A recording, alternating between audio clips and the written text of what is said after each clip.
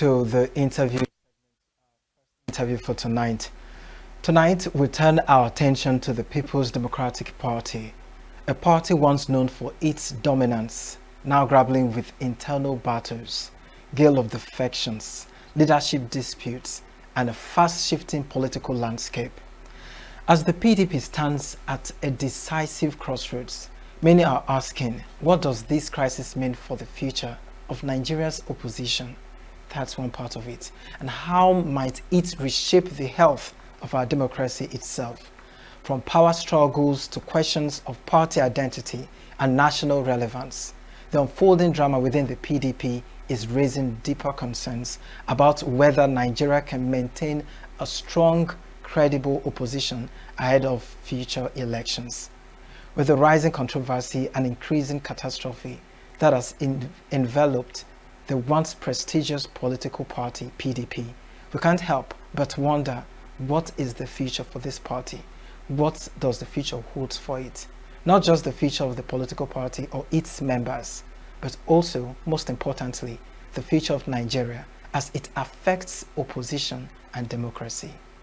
Today on Signature Evening, on this very first interview, we'll analyze a topic, PDP at Crossroads. PDP at a crossroads, the future of Nigeria's opposition and democracy. And our guest to help us do justice to this very subject is Chijioke Ugo, a public servant and social commentator.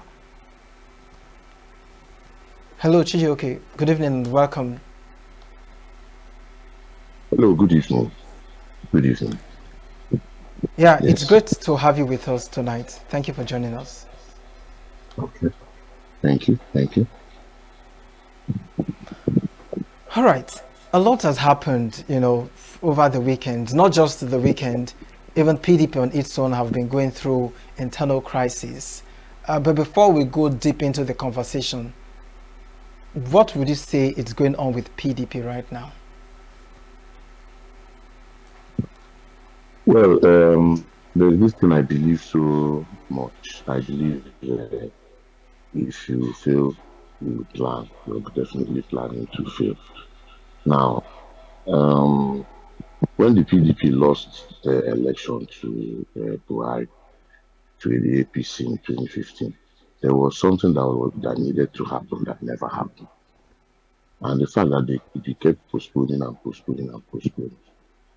See, the thing with pregnancy, even with the little we know about biology after pregnancy, is that once it gets to 10 months, it's come out, So there was no, they needed to be an internal forensic audit into the activities of members, especially the ones that left initially.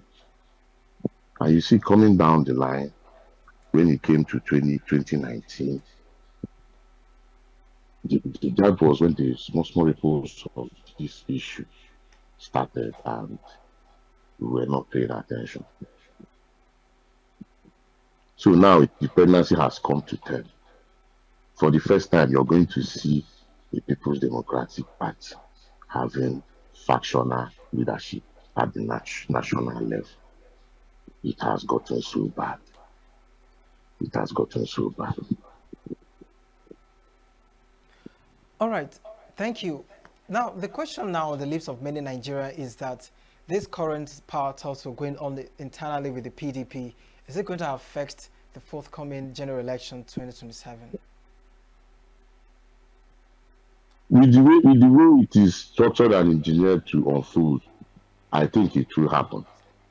It will happen because I think some aspects of the electoral law as amended, signed by from late President Buhari, I think there are some sections of that law that prohibit parties that do not have their leadership sorted out, because INEC has to recognize that this is your leadership.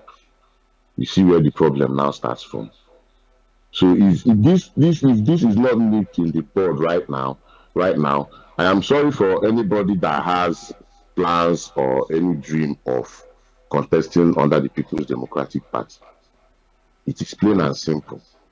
You cannot have these kind of things happen in the party at national level. It can only be like this kind of things happen in a state chapter or whatever. it will be different. But this is just plain national level. It's too much. It's too much. It's too much. Well, never say never. Maybe, though I don't see it happening, but maybe if these expulsions that came over the weekend, though not ratified by INEC, that is still the problem. So this problem always persists. Anyway, the PDP's problem is it's I don't know. All right. My question is, with the, I think it was on Saturday, either Saturday or Friday, that we heard in the news that Wiki Mm. and some other members, key members, were expelled from the party. How does this affect the structure of PDP, seeing that these are major, they are juggernauts holding strong positions in the country and also members of the party? How does this affect the structure of the party?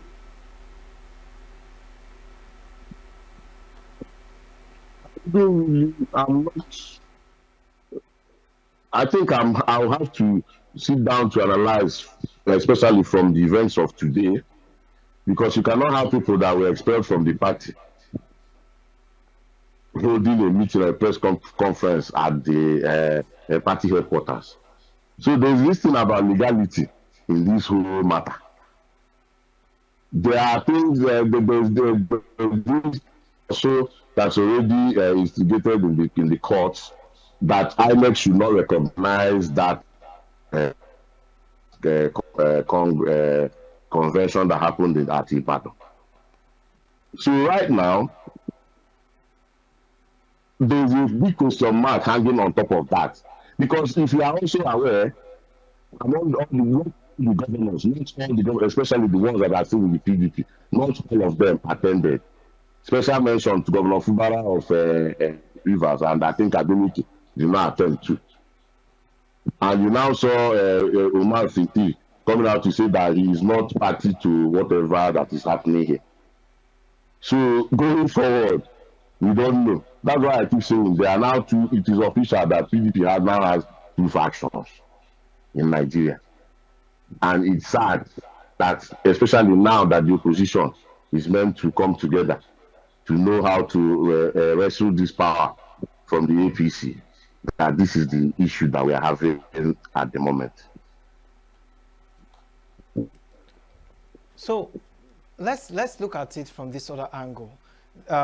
With the way this thing is going on now, Okay. Turaki's led faction seemed to be on the upper hand because he was just appointed, and from the convention on Saturday, it's like everything is starting afresh. And the Wiki-led faction is also gaining momentum, looking at the stronghold that Wiki holds as well. How would these two play out? Which one seem to be the legitimate one, since some court rulings have said that the convention that was held on Saturday was not valid, shouldn't be held? Which of these parties should be the valid one to work with?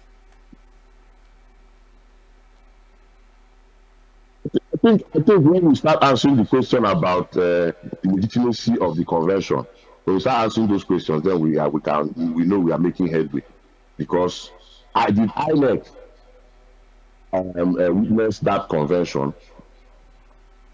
Question number one.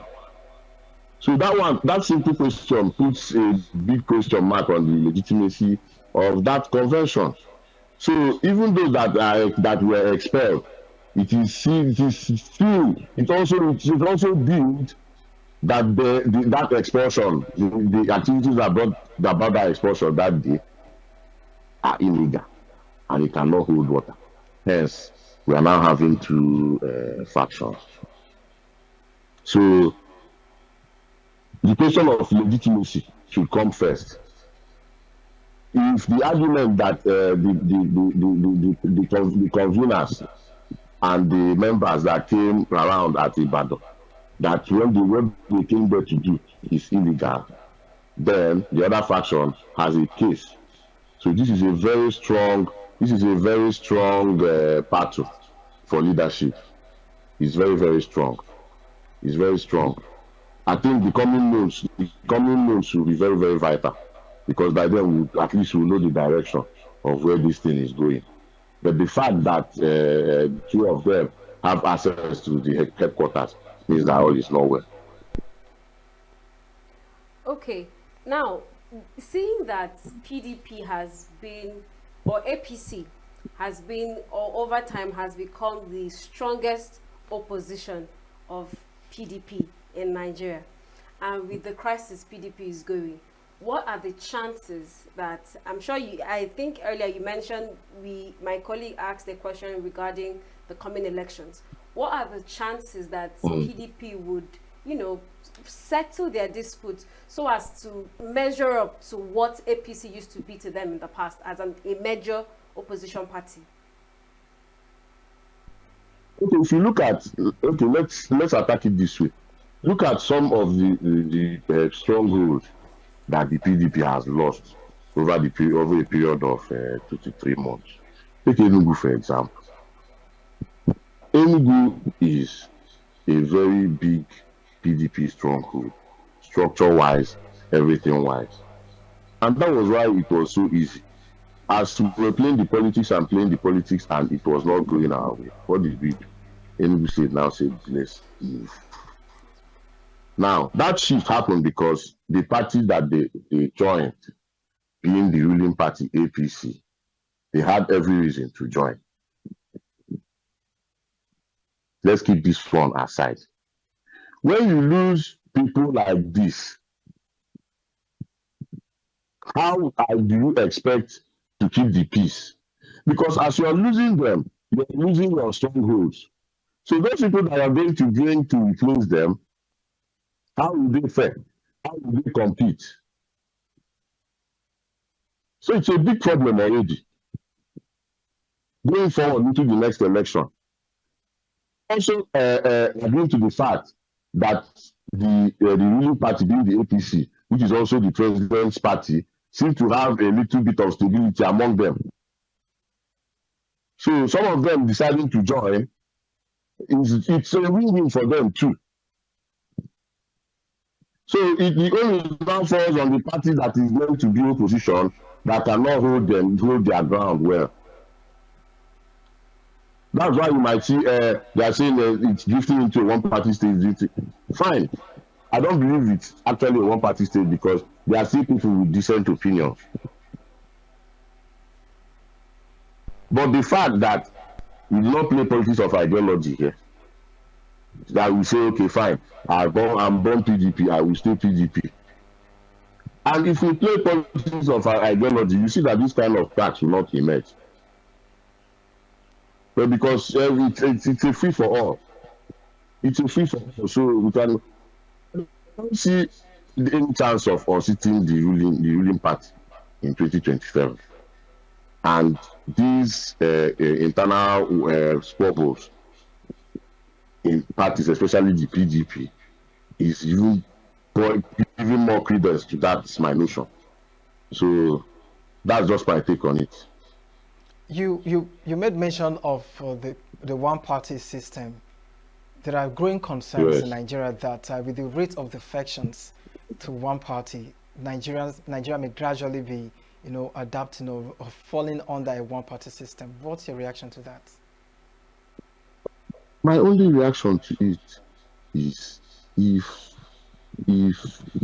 I decide to move and where I'm moving to guarantees me a lot, especially for me and my people, I'll gladly move. I'll gladly move.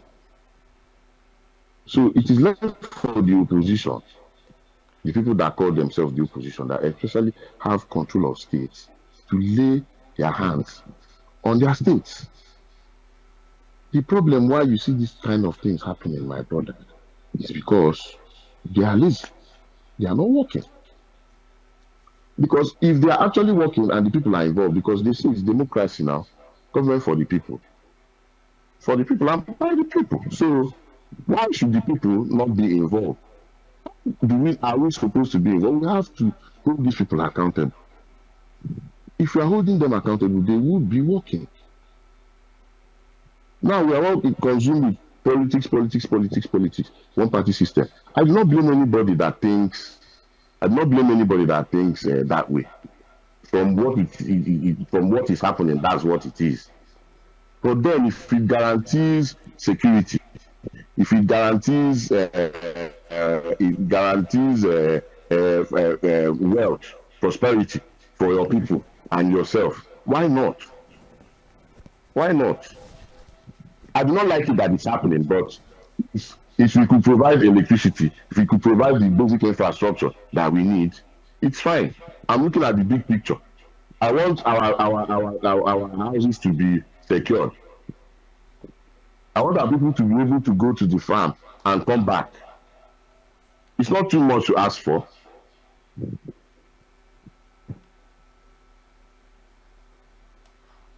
Okay.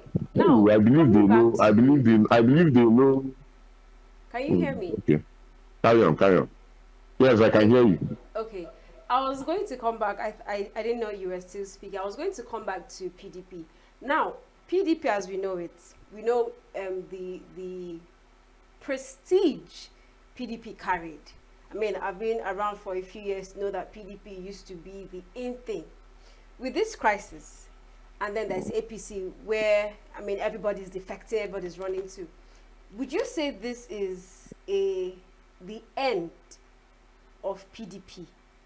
Or is this like a storm before the peace, or maybe PDP is going through some hard time that maybe in the few months they will stabilize and then come back to what they used to be? Are we seeing the end of the almighty PDP in Nigeria? This is not the end of the PDP in Nigeria. If they do what they have to do and do it the right way. Once you do not address the very foundations of the house that you're seeing cracks in, no matter any cosmetic thing you do around that house, it will never look okay. The ones that are still there, that are still fighting for the soul of this party, all they need to do is go back down to the grassroots and ask the right questions. Where have we gone wrong? Tell us where we have gone wrong. How are we going to make it right by you people? Once they get the will of the grassroots in their hands, PDP will rise again. That's how it started way back. Yes, 1999, Nigeria was still a pariah state. We didn't even know what was going on. But by 2003, 2007, we will see major plays. If you remember back then, everybody was rushing to the PDP because there was stability. And the way they achieved it was because they went down to the grassroots and they were in control of the whole place. So what is going on right now? You've left the grassroots to decay while you people are at Abuja fighting. And every decision you take affects those down there. So the best thing for the PDP to do is to leave everything the way it is, go down, start building from up. It will take time. It will take time. It will take time, but it is what needs to be done. And the PDP will rise. This is not the death of PDP. This is not. Okay, so let's still look at using PDP as a case study. We are looking at democracy, how different politicians have been defecting to opposition party. You said something about democracy being for the people, by the people, and what have you. The question now is that with the rate of defections, are they still having the people at their hearts while defecting, or is for personal interests? Thank you. If you are defecting and you do not have a clear plan of why you're defecting, I don't want it to sound like people are just defecting for the sake of defecting.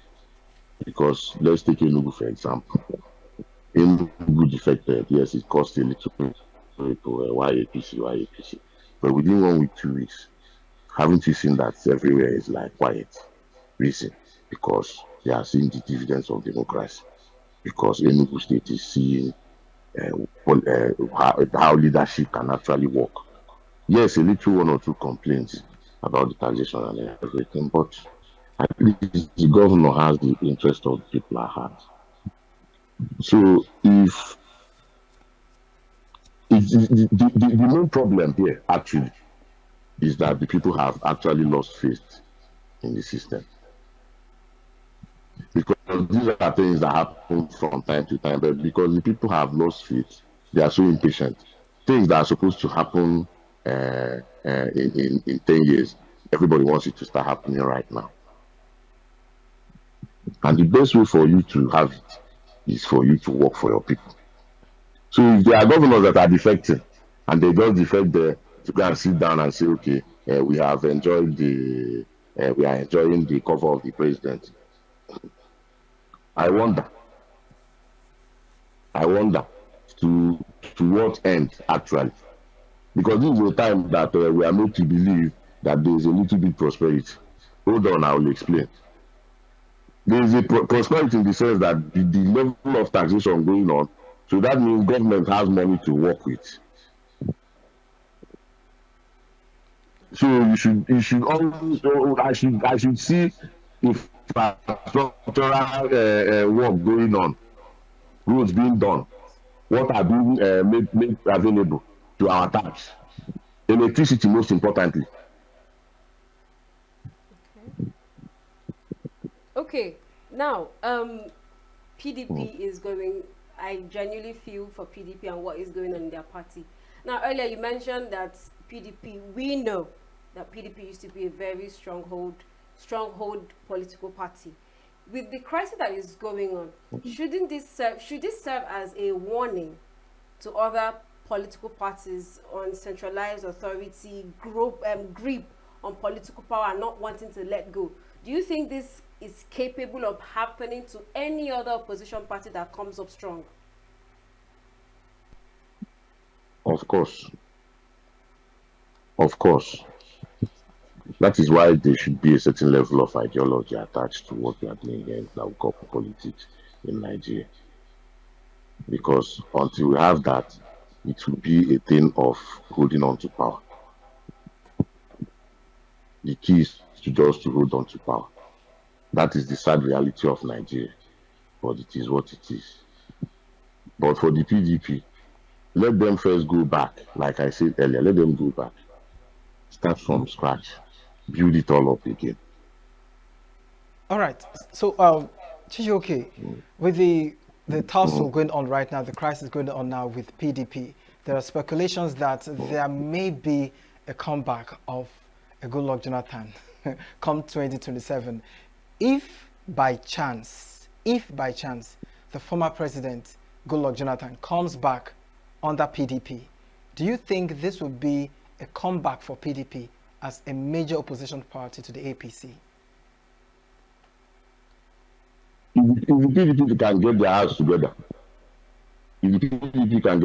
together, and like it will be very very serious, because they have little time to do it, and they are able to achieve that, then it will be a very very lovely contest in 2027.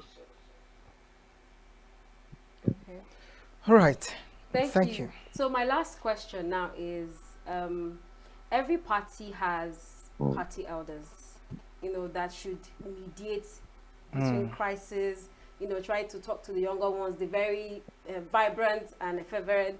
We want to do this, we must fight, What do you think are the, opinions of the party members in PDP? Why aren't they, or are they saying something? Are they trying to mediate, or are they just complacent, seeing that most of the things going on were probably on their part, carelessness from their parts? Why aren't they doing anything to mediate? Because they cannot do anything. They are not as powerful as these players that we see. They can't do anything. Even the advice, which I'm sorry to say it, I'm not trying to disrespect any elder. Even when your advice cannot even water a plant that is dying and even give you hope to rise, then it is useless. They are just elders for elders' sake. Right. Check the structure of the board. Check the structure of the board of trustees. What do you see there? You do not see proper leadership. Because if there was proper leadership, these are the people that would have, like you rightly said, these are the elders that would have said, okay, come, come, come, come. What is the problem? What is the problem? What is the problem? All right, let us try to resolve it. But they couldn't. And look at it. Thank you So, so much, Thank you so going, much. Chijioke Ugo. Thank you so much. It's been thank you. an amazing time to hear your thoughts regarding this conversation. Thank you for joining us. Oh, thank you. Oh, thank you. Thank you so much. Thank you so much. And good evening. All right, that's Chijioke Ugu, public servant and social commentator that helps us to discuss PDP at a crossroads, the future of Nigeria's opposition and democracy. After this, we'll come back. Please stay with us. We are local. International communities observing Why the main market is in chaos. People are We are national. Those in support of this motion as amended, say aye. Aye. We have taken the vote by default. We are international. Israeli airstrikes. Donald Trump left us the worst unemployment.